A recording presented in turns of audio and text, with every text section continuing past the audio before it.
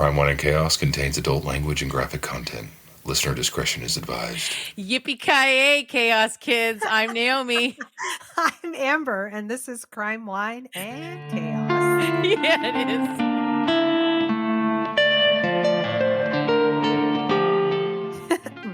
is. Yippee-ki-yay, motherfucker.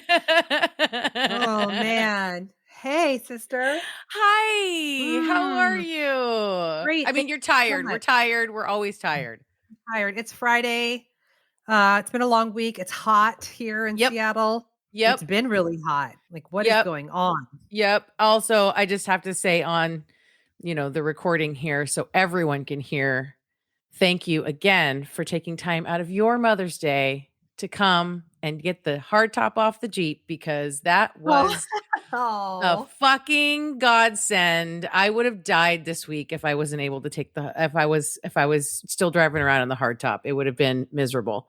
Thank you. So welcome. I don't mind. It was just, I think I told Michael, this is going to sound terrible, but that might be, and it's not because of the Jeep, because that really, when you when that's the last thing and that's the thing that makes you lose it, but it really wasn't about that. Right. We used to say it's not about the sandwich. I totally get it. Yeah. That was the worst Mother's Day I've ever had. Oh no. Do we want to talk about it in front of all the Chaos Kids, or? No, I just have already told Michael that next year I'm going to be out of town. I love that plan for you. I feel like I saw a TikTok going around this week where this woman was like, should I be celebrating my mother? Because I'm a mother. So I would like to be with my kids and celebrate Mother's Day as a mom, not with my mom. So I get it. It's complicated too. And yes, I've never had a Mother's Day to myself in 20 years. And for those of us, not anymore, but who are actively still mothering, that's what it's supposed to be about, is lay around in your sweatpants all day and read a book. You're not supposed to be working. Or be spoiled in some way. Yeah. Feel indulged or spoiled in some way. Yes. Yes. I also didn't really get any of that. The best thing that happened for me on Mother's Day was you and Michael coming over to help take off the top on. That was literally what I called a Mother's Day miracle. So thank you for that. You're welcome. You're welcome. And what are you drinking? You're drinking, right? Are you drinking? Yeah, I had to actually go into my wine fridge and pull out a chilled white, which I normally don't drink, but I literally have sweat in my leg pits. So that's This is a Pinot Grigio. You're welcome. It's called Binya Station from Australia. Oh, and it had when I opened it, I've never seen this before. It had another little cap that's not like a champagne, but almost like a beer bottle. And it's got a little bit of a fizz to it, but a subtle fizz. Okay. But I've never seen that extra little cap to keep the carbonation in. I was like, that's interesting. Nice. Yeah, it's tasty. That's nice. So a little bit of housekeeping. We have a couple new Chaos Kid Club members on the Patreon. We sure do. Those names ready to roll. I do. We are going to say a gigantic thank you to Jennifer F. and to Megan P. Hello, Jennifer F. Hello, Megan P. Woo! Thank you so much. Megan P. gave us a nice shout or a recommendation on Facebook. Gave us a nice little shout out. That was really sweet. That was really sweet. Thank you, Megan. That was awesome. Appreciate you guys. All right. Well, you're on crime today, so I am on crime. I'm ready. Okay. Hit me with it, sister. Hit me with it. Hit you with my best shot. This sucks. Fire away. Well, okay. Great. This one is Unsolved. And no. I know, but the reason why I'm doing this one, she's awesome, so that's why. But also her parents have said multiple times that, they have sort of made their plea to the true crime community, whether it be podcasts, YouTubers, TikTokers, to cover this case as much as possible because they want to know who did this to their kid. So I heard that. All right. So here we go. Yeah. Love it. Great. Yeah. Let's get into this fucking bullshit. Bummer.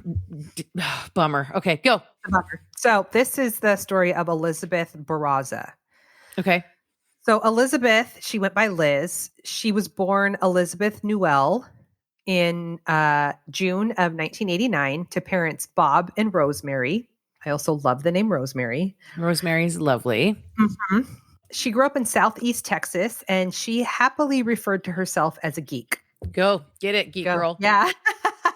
She loved Star Wars, Harry Potter, and comic books, and she loved making costumes. She was like really fucking good at it. Oh, like cosplay.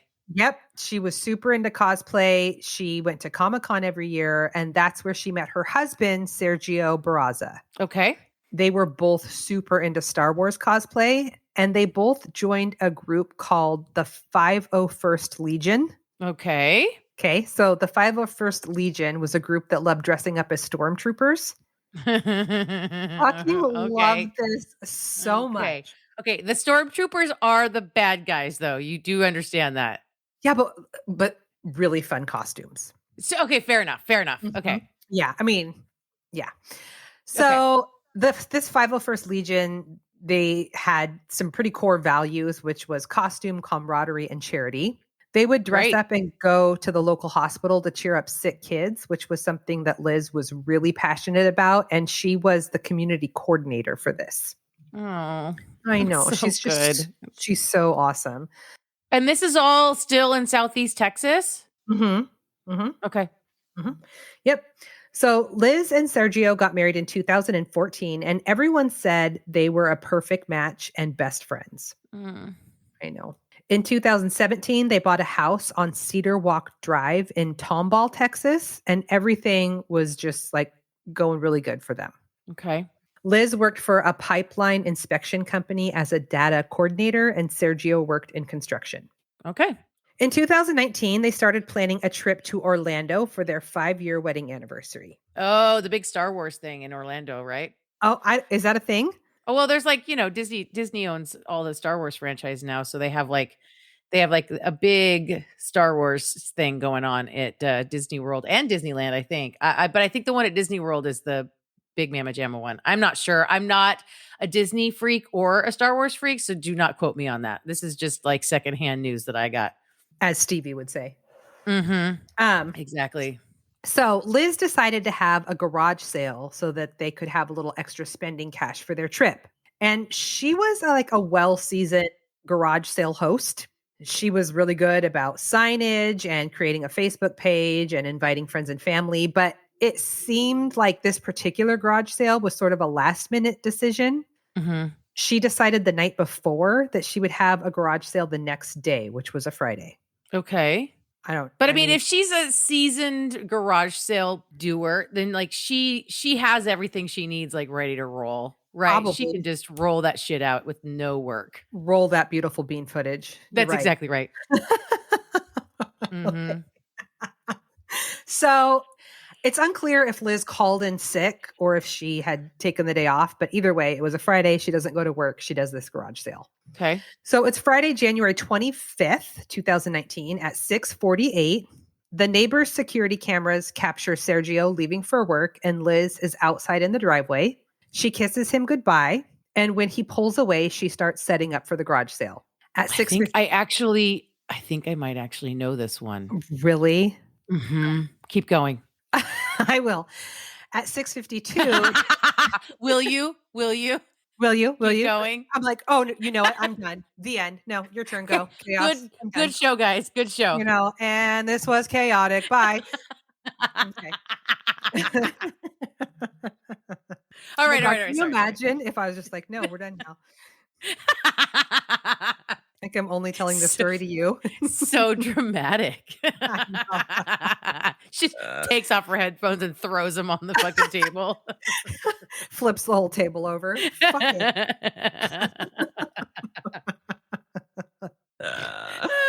Okay.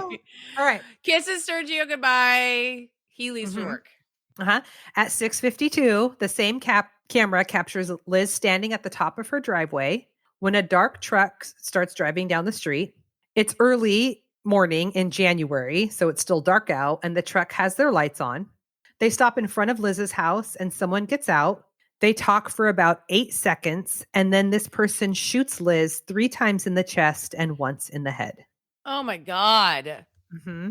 Yeah. They get back in the truck and drive away. And a few moments later, the truck returns, stops briefly in front of Liz's house, and then takes off.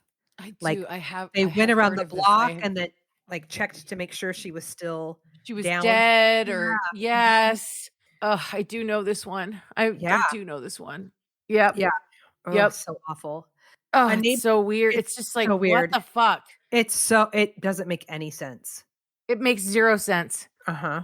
So a neighbor hears the shots and calls 911. And when paramedics arrive, Liz is still alive and she's rushed to the hospital. Oh, she's Mhm. still alive At this moment when the paramedics with a gunshot to her head.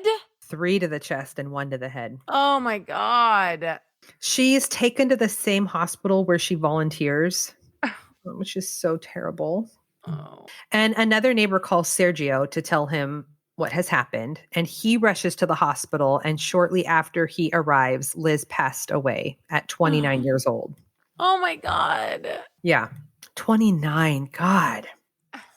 So Harris County immediately starts an investigation. And when they review the footage of the neighbor's security camera, they see that the shooter is wearing tall white boots, a long white dress or bathrobe, and they have either long hair or a wig on. I'm sorry. Tall white boots, Mm-hmm. like cowboy boots or like go-go boots? I think like go-go boots. What the fuck? Mm-hmm. Yeah. This is like a fellow cosplayer, isn't it? Well, that's one theory. Yeah. So Oh, based on this person's stature, they believe the shooter is a female. The truck is a 2013 or newer Nissan Frontier Pro 4x crew cab with a Pro 4x sticker. but there they are didn't get plates, right? nope. No, of course not. Nope. No. There's no shell casings at the scene, which lead detectives to believe the gun used was a revolver. So police talked to all of the neighbors, and even though several of them heard the gunshots, nobody saw anything. Right. Whose Because- camera picked this up? Like her camera or I feel like it was a neighbor's camera, right? It was a neighbor's camera. like a Mhm. Ring camera. Yeah. Okay. Mhm. So nothing was stolen from the garage sale. Liz had a cash box that was out with $100 in it. That wasn't stolen. Police review footage from the day before and they see the same truck driving by. The day before. The day before, yeah. None of the neighbors recognize that truck and nobody that lives in the neighborhood owns that truck. So, yeah, it's very strange. So, of course, the police look into Sergio because they have to, and he's cleared right away. The couple had no financial problems, no infidelity. They really did have like a really healthy, happy marriage. That's weird. They're a special kind. That's weird. Oh my God. They don't find anyone in Liz's circle who seems shady. There's nobody that Liz pissed off or owed money to, like nothing. I mean, these are two like dorky cosplay people that just but like what? I mean, so what is the alternative? It was just literally random? Like that's even more terrifying. I don't think it was random, but well, we'll circle back to that. So Crime Stoppers puts out a $5,000 reward, and the actor Peter Mahu, who played Chewbacca, added another $15,000 to the pot. Oh, no, that's so sweet. I know, Chewy. The 501st Legion also raised funds towards the reward for information leading to the arrest of Liz's killer. Police believe that based on the nature of the crime that this was a hit, but they can't figure out why. A hit? Mm-hmm. Like somebody paid this person to do this? Yeah, but like why? She's 29. She doesn't have like, they have a pretty modest lifestyle. I mean, like what? It's so weird. I mean, the only thing that would make sense is if her husband was cheating on her and he hired somebody to kill her at that point. I mean, if that's the theory, right? Like who else would it be? Right. God, I look like I'm going to heaven. I look like I'm going into, do you see that? I'm going into the light. Yeah, no, I see that. You're disappearing in front of my eyes. What did they do? Did they do cosplay competitions? I don't know. Because there's like a whole world of like cosplay, like competitive cosplay. Although I don't think it's got like a seedy underbelly or anything. I feel like everyone's pretty supportive, even if they're competing, because they're all just like geeks who like to dress up and make awesome costumes. But like, I'm just like grasping at straws here at this point. That's all we got. Yeah. Right. But like maybe a competitor? I don't know. It's so weird. It's so weird. Yeah. So in 2021, police released additional footage in hopes to get new leads. This time the footage was from Liz and Sergio's ring cam. So their porch is set back from the driveway, so you can't hear anything, but it does pick up some very, very poor audio that's really hard to understand. The only thing that is pretty clear that you can hear is you hear Liz say good morning. After that, there's a lot of theories about what people are hearing. They believe they hear Liz say it's 10 to 7, then please. Then they hear another voice say someone's going to kill your neighbor. Then they hear Liz say, please, it's not time. What? I've listened to this. It's so garbled. Like the only thing I can hear is Liz saying good morning. Right. But a lot of people believe that the other voice they're hearing sounds like a male. Oh, so like dressed up and has a wig on to look like a woman. Yeah. Yeah. It's also believed that based on the way that Liz said good morning, that this person was a stranger. Like it sounded very customer servicey. Right. Like they were pulling up to her garage sale, right? Right. The other thing is that even though the garage sale wasn't planned, this was the time that Liz would normally be leaving for work in the morning. And it was just moments after Sergio left. So in that with like the truck casing the house the day before, police believe that this person knew their routine and like this was planned, right? Right. It's just so scary. What? Mm-hmm. It doesn't make any sense. There's several people that believe that this was someone from the 501st Legion and that the costume that the shooter was wearing looked like a Princess Leia costume. Right. That's creepy. Yep. Yep. But if it was somebody from the 501st, she would know who it was. And it wouldn't have been a stranger, right? Maybe. I don't. It's just so weird. Like, I don't know. It's just so weird. I don't know. So obviously the case is still unsolved, but it's not a cold case. Her family has a website. It's www.whokilledlizbarraza.com. And on there is the phone number for Crime Stoppers for a tip line. And yeah. I don't. Okay, it's first so of all, weird. I'm having a hard time talking to you because I cannot see you. You're just like an angel now. Please hold. I know. I passed away. Is that better? That's so much better. Oh my God. You're like an angel now. Oh my God. The whole thing is just so baffling. And the only thing I can think of is like, there is some shady ass shit going on in their cosplay group, and those people are not talking. Yeah. I think so too. But like, what the fuck? I know. It's like being murdered by like a member of the chess club that you're in. It's like, what? Exactly. It's like the most wholesome, innocent type of extracurricular you can be involved in. It's baffling. I don't understand. It's either, I mean, look, like there's very few real motivations for murder, right? Like it's like love/obsession. It's money. It's power. Like, right. Like those are the things, right? So it's like, it's one of those three things, right? So somebody who was obsessed with her, somebody who thought she had too much power in the group, or I can't imagine money was a part of it. I don't see money factoring into any of this.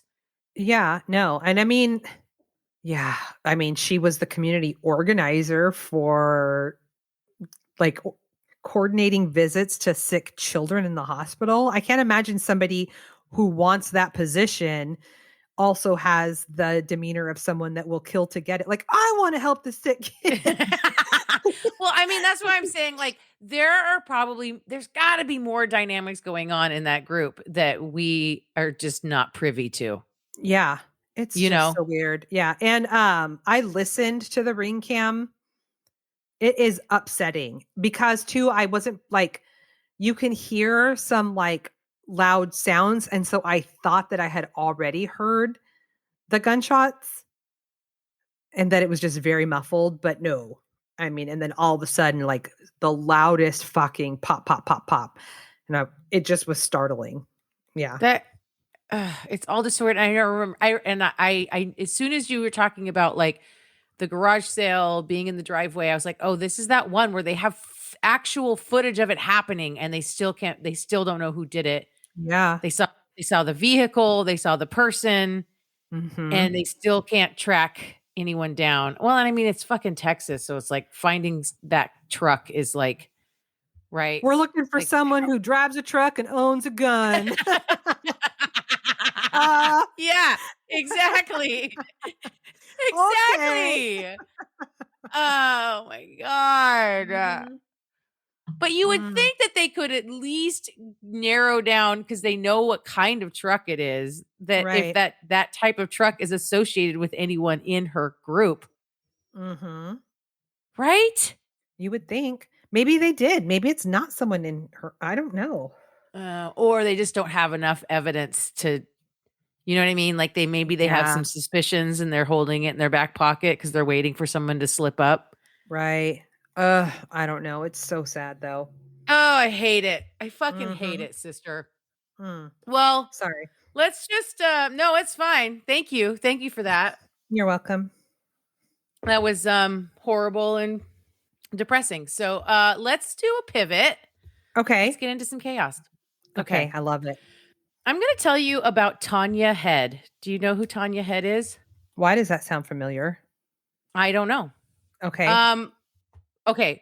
Full, like, I don't want to say like trigger warning or whatever, but there is some kind of a little bit of like gruesomeness. And we are going to be talking about an event that I am not going to go into detail about, because if you guys don't know about it at this point, then I don't know where you're living under a rock. So this all centers around the events of September 11th, 2001. Okay. Wow. Okay.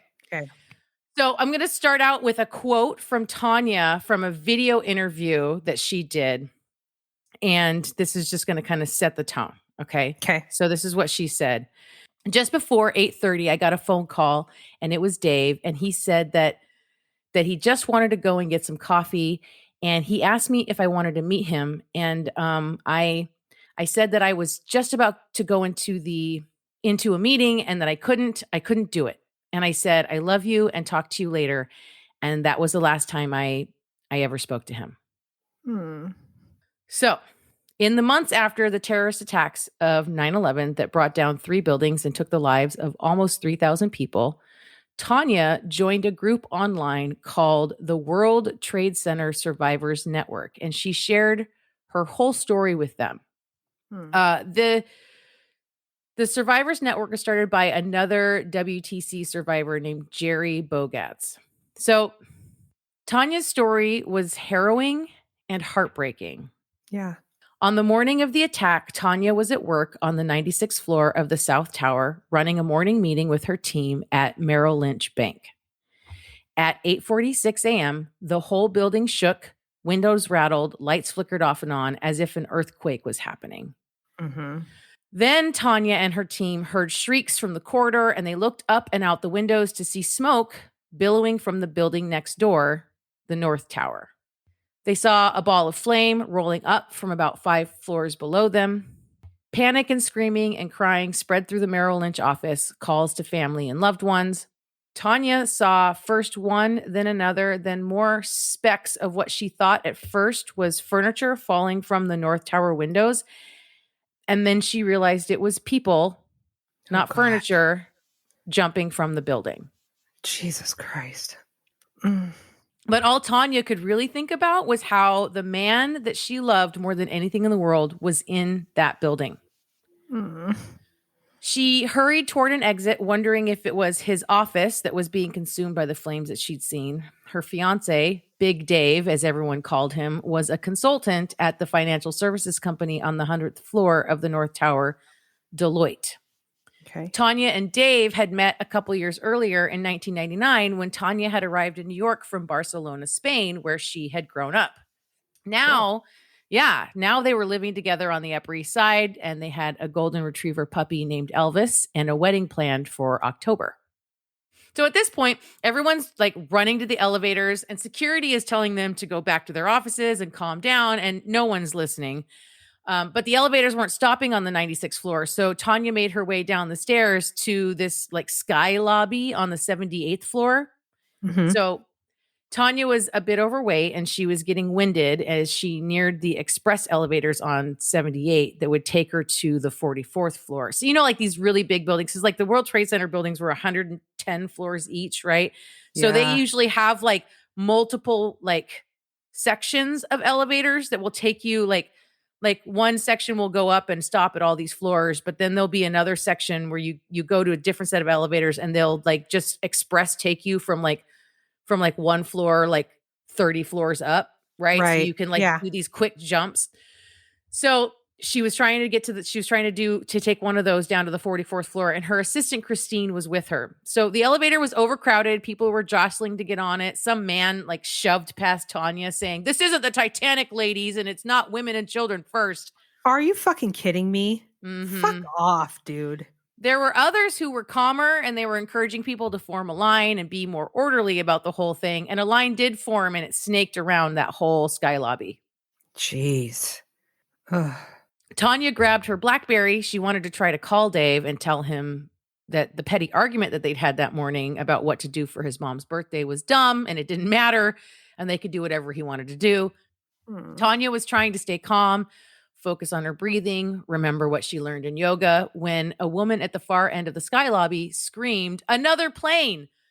Tania saw the wing of United Airlines Flight 175 Boeing jet slice like a knife through the building just above her. Glass and debris rained down like deadly confetti.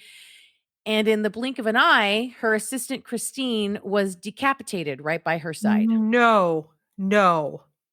Oh my God. Okay. Tania was hurled into a marble wall, and her last thought was, "I hope I die quickly. Don't let it hurt." Oh. Yeah. Right? And when No she shit. regained consciousness, a man with a red bandana over his face was beating at her with a jacket. And she screamed at him to stop until she realized he was trying to put out a fire that was burning her mangled arm. Oh God. Oh wow. She didn't even feel it. No. You know what we've talked about this, right? The adrenaline and stuff, right? Yeah, totally. He helped her to her feet, and to her horror, she realized her arm was barely still attached to her body. It was like hanging on by a thread. Oh God. And she used her jacket pocket to form like a makeshift sling to support it so it wouldn't just come off completely. Oh God. Mm-hmm. Okay. As she clung to the man with the red bandana, struggling through the rubble, another man emerged, crawling out of the smoke, holding out a hand towards her. "Take this, please give it to my wife." Tania realized it was a wedding ring. She said, "I will find her and give it to her." Oh. And then a big cloud of dust smothered them, and when she could see again, that man was gone. Wow. Red bandana man got her to a stairwell that was still intact and sent her off. He went running back to help more people. So Tania struggled down more than 50 flights before she was overcome with exhaustion and weakness from the blood loss, and she passed out again. Oh no. When she came to, there was a firefighter standing over her, and he said, "We're leaving here together." And he carried her the last 20 floors. Wow. Holy shit. Right? God.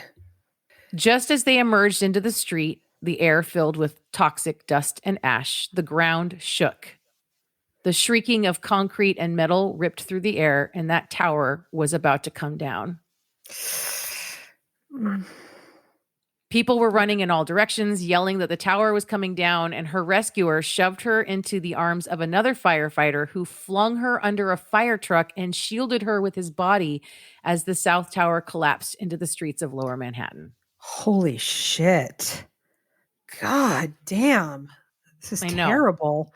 I know. Tania could barely breathe. Toxic black dust engulfed them both. The firefighter put an oxygen mask on her, and they were buried alive. Oh my God. Tania doesn't really remember anything after that. The next thing she remembers is waking up in a hospital with a tube in her throat. Her first thought was for Dave. Did he make it? Did he know where she was? She begged the nurses to tell her where he was. No one would say anything. And it wouldn't be until her parents finally got to the hospital, traveling from Spain to be with her, that she would finally learn that Dave had died in the attack. No. Mm-hmm. Oh. Tania's arm was reattached and she was in the hospital until Thanksgiving in late November. Wow. Jeez. Tania spent months trying to track down the widow of the man who entrusted his wedding ring with her, a single word engraved on the inside of the ring: forever. Oh, this is so sad. I'm sorry, sissy. That's all right. She did track her down, the widow, and quietly returned the ring. No fanfare, no media. She did not disclose their names to anyone. That's good. The man in the red bandana was no mystery, though. He was Wells Crowther, a 24-year-old equities trader and volunteer firefighter. He died when the South Tower collapsed. His family was positive he was the hero of the WTC attacks many had talked about. He had carried a red bandana in his pocket since he was 6 years old. No, 24 years old. Mm-hmm. Oh, God. At a memorial service for Wells in 2006, Tania was too overcome with emotion to speak, but a friend stood up and read her statement, which said, quote, "Even after 5 years, I still bear the burden of being alive when so many other lives were taken from us. In my family, we have a tradition at Christmas. Each year, we tell the children stories drawn from our lives. The story they want to hear year after year is the story of the man in the red bandana whose courage stood taller than the Twin Towers themselves." Oh. I know. It was 2003 when Tania joined the Survivors Network at Jerry's invitation. She had been pretty hesitant to tell her whole story before then, but the Survivors Network, which met online and in real life, felt like a safe place for her to be candid and open about all she had been through. Yeah. Other members of the Survivors Network had either been in the towers and made it or had lost loved ones in the destruction, but none of them were like Tania, both a survivor of the events and someone who lost a loved one that day. Yeah. God, that's so hard. It was even more incredible that she was one of the only 20 or so people who had been above the point of the impact of the plane who had made it out alive. And so in a strange way, Tania became a star survivor. Oh, it's kind of weird. It is weird. Tania quickly became an active and prominent member of the Survivors Network. She coordinated events, advocated for survivors. She even worked to get them access to the site of the towers when no one else could get them there, something that the survivors felt they needed and deserved as part of their healing journey. Mm-hmm. Along the way, intense and powerful friendships were formed with Tania and other highly active members of the group, a group that boasted no hierarchy, just good people helping each other and getting shit done. There was a board that kept the organization organized. And over time, Jerry was voted off the board and Tania was named the president of the Survivors Network, a title they created just for her. It had never existed before. I don't want to jump to any conclusions here, but I've had my own theories this whole time. Keep going. Tania pushed the network to put a code of conduct in place to guard against scammers who claimed to be 9/11 victims with long-term injuries who were trying to con money from good people looking to truly help. Oh, God. Okay. Tania spent her own money to organize meetings, book speakers, and win nonprofit status for the group. Mm-hmm. Even though Tania shared her story with the Survivors Network and worked so publicly with and for the organization, she was still not comfortable doing much in the way of interviews. So when filmmaker Angelo Guglielmo started work on a documentary about the survivors, he ran into difficulty getting Tania to cooperate and found her to be a difficult subject. Mm-hmm. He also couldn't help noticing that the scars on her arm, although quite serious, didn't seem to reflect the types of injuries she claimed to have suffered. He didn't say anything about it, though, because that would be fucked up, right? It's exactly the reason why I didn't pitch my theory approximately 18 minutes ago. Because if I'm wrong, that's fucked up. And then some of her fellow survivors were also starting to notice some inconsistencies in Tania's statements. Sometimes she referred to Dave as her fiance, but other times she referred to him as her husband. And she explained that she was able to get a court to ratify their marriage after his death. That's not a thing. Mm-mm. She also never shared photos of Dave and her together and wouldn't say what his last name was. She eventually told one friend his last name, who immediately checked and found Dave was a real person who had really died in the North Tower. But none of the information found about Dave ever made any mention of Tania at all. Mm-hmm. And then there was the dog Elvis. None of her friends had ever seen this dog. And whenever they visited Tania at her apartment and asked where the dog was, Tania said the dog was being walked by her maid. By her maid? Mm-hmm. Okay. All these little things were mostly ignored. These people not sharing these little bits with each other to see it added up to a larger question of Tania's story. That is until September of 2006, the 5-year anniversary of the tragedy of 9/11. Mm-hmm. 2 reporters at the New York Times were working on a piece about 9/11, Serge Kovaleski and Dave Dunlap. And they had read about Tania's story and they found it so strange that she had never been interviewed back in 2001 in the aftermath of the attacks. Mm-hmm. So they tried to reach Tania to include her in their piece, and she dodged them at every turn. Her friends said she started to become obsessed with these 2 reporters who would not leave her alone about this piece and how much she did not want to talk to them. Huh.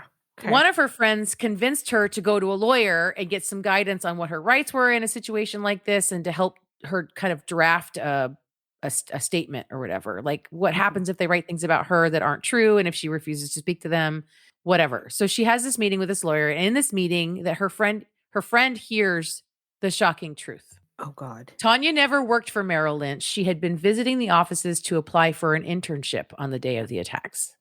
Okay. Dave was not her fiance. They did not live together or have a puppy. They had only been dating for a few weeks prior to 9/11. Okay. And this information ripped through the survivors network. Tania's story wasn't entirely true, so she couldn't be trusted. Parts of her story were exaggerated or embellished. So what else wasn't real? Right. And then the New York Times piece was published, and even the story she told her lawyer proved to be total bullshit. None of it was true? Tania's real name was Alicia Esteve.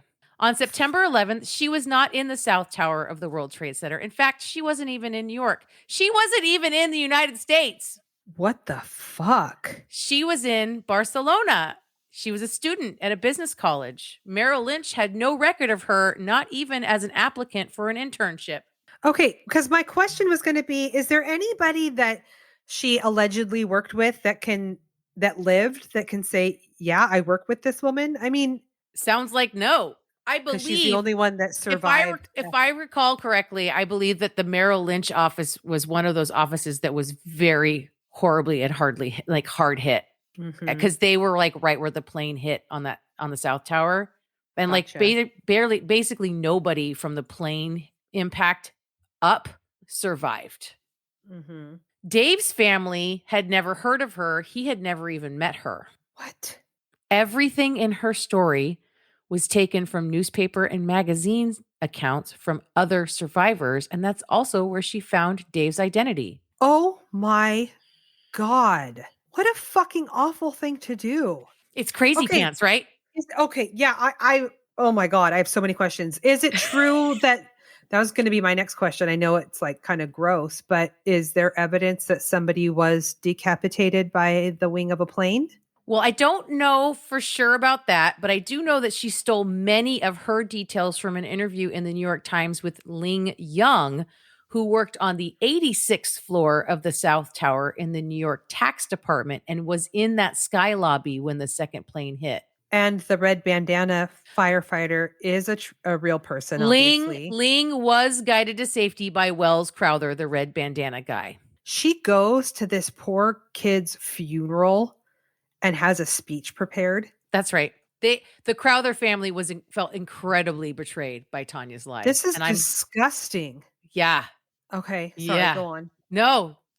Get it out, sis. Who the fuck does that? Who the fuck does that? That's like people that falsely try and make families believe that their missing child has been found, or you know what I mean? It's so fucking diabolical. Insane. It's insane. Well, so who the fuck was Alicia Esteve, right? Mm-hmm. What's her story? She was the youngest of 5 children, the only girl of the bunch, a wealthy Spanish family. She enjoyed a very privileged upbringing in Mallorca. Childhood friends described her as attention-seeking and insecure. She was prone to exaggerating stories or telling tales to get attention. She was also obsessed with American culture. When she was young, her parents had sent her to study in the US, and she came back bragging about how well she could speak English and how easy it was for her to succeed in school. Okay. She was also described as very ambitious in her career as an adult, and her coworkers described her as savagely competitive. Ew. And she surrounded herself only with people who couldn't compete with her. Jesus Christ, she sounds gross. Her father was a naval engineer. He owned a factory in the maritime industry called Anisa.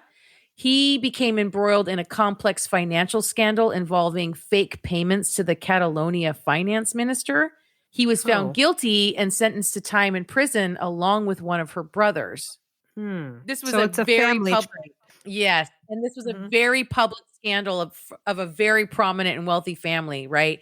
And it was really hard on the whole family. And Tania cut ties with her father and brothers after all that. I'm sorry, Alicia. The scars on her arm were from a car accident that she'd been in as a teenager while she was hanging out with friends on the Spanish coast.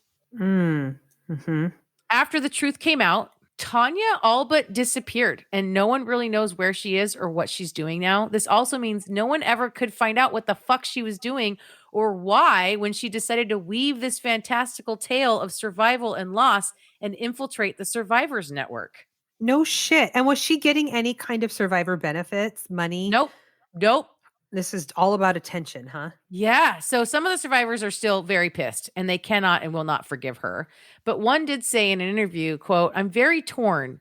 She did a lot of good for our network. It's hard to discredit all that, but she didn't have to lie. She could have done those things without needing to lie." Yes. God, this reminds me of, sorry, this is a total side tangent. Take it. Rachel something or other. I can't remember her last name. She's from the gal who Spokane pretended to be black and was like the president of the NAACP. It's like you for the could Spokane also chapter. Yes. Yes, she did a lot of good things. It's like you could also just be a white ally. Yeah. You don't have to, you know what I mean? White. I do. Oh my God. I do. Fucking weird. Yes. So yeah, that's the story of Tania Head, aka Alicia Esteve, who completely made up an entire story about being a survivor and basically a widow in the September 11th attacks on the World Trade Center. Wow, sister. Oh my God. Isn't that crazy? That's nuts. She made up a whole ass life. A wedding day, a dog. The whole thing. Yes. Oh my God. Yes. She's got some serious mental health issues. And it goes deeper. Like I really kind of like glossed over like some of the ins and outs of the things that went on with the Survivors Network, and like her, like she basically made a bestie in that network, like another survivor, like a survivor or loved like her. I don't know if she was a survivor. I think she was a survivor of the actual World Trade Center, not one that lost a loved one. And they were like best fucking friends, and they did all this work together. And Tania went into this whole deal where she was like, yeah, I'm doing this therapy, and it's like this, I can't remember what it, like immersion therapy or flooding. It's called flooding, where you relive the trauma. So she like told the whole story, and then it was like recorded when she told it, and then she would listen to it over and over again and like relive it. And like, this is some weird version of like immersion therapy or something.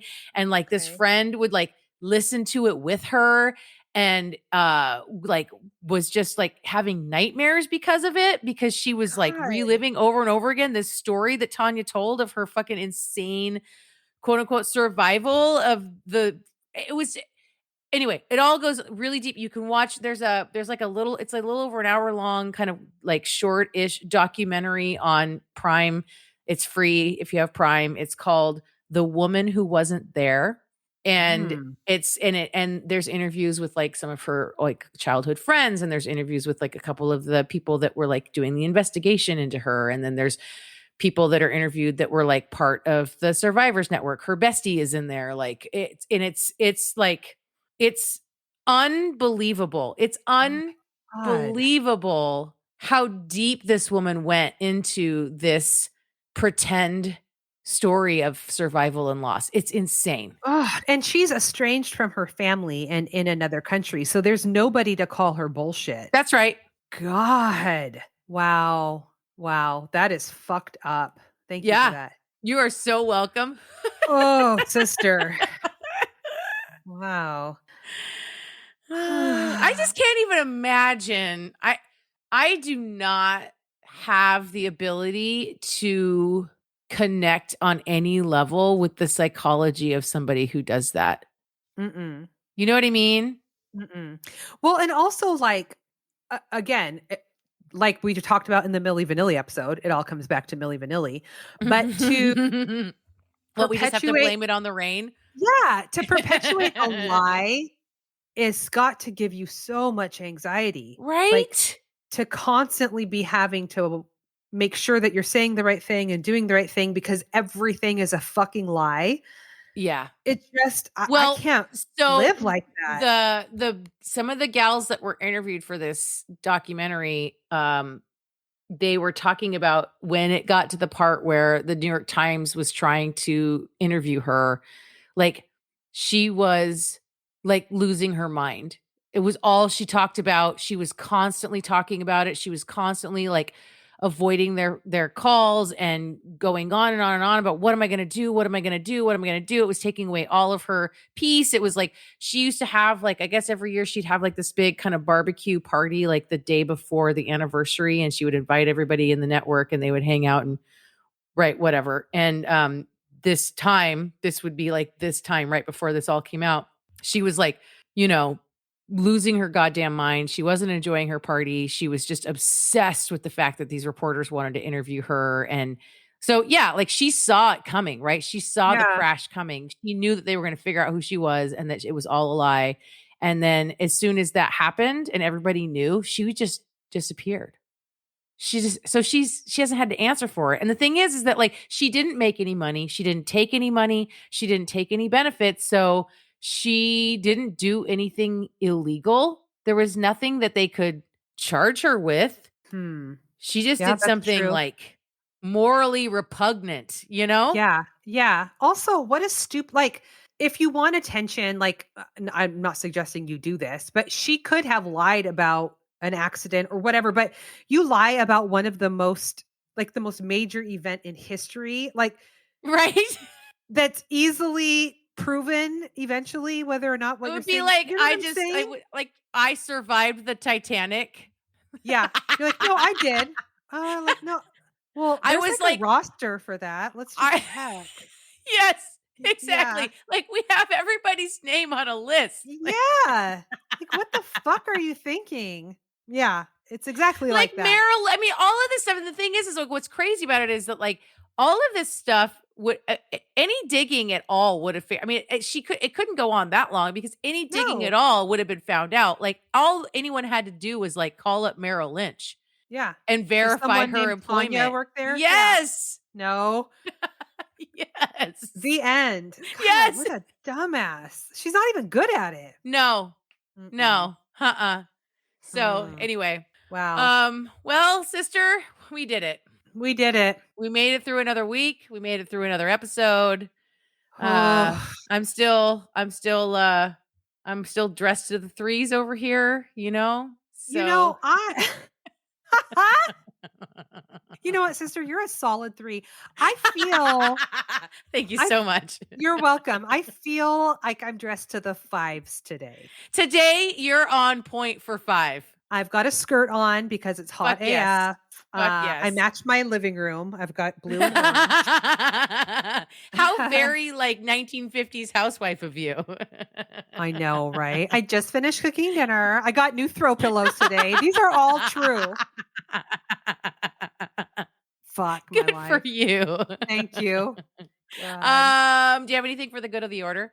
I don't. Check out all of our things. We're on all the socials, the Facebook, the Insta, the Twitter. We've got a It's true. website. It's true. I'm in a band, Tinfoil Top Hat. We're on all the music streaming platforms. Check that out. What about you?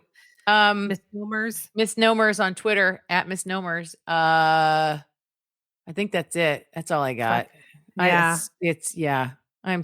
This was so fucking chaotic. Bye-bye. Bye.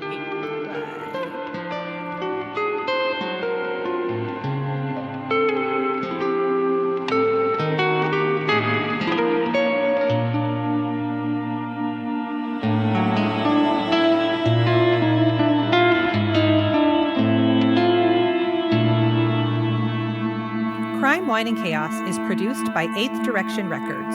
Artwork by Joshua M. Davis. Music by Paul Abner. If you would like to support the show, you can visit our Patreon page at crimewineandchaos.com/Patreon. Cheers. The woman who wasn't there. It's kind of weird.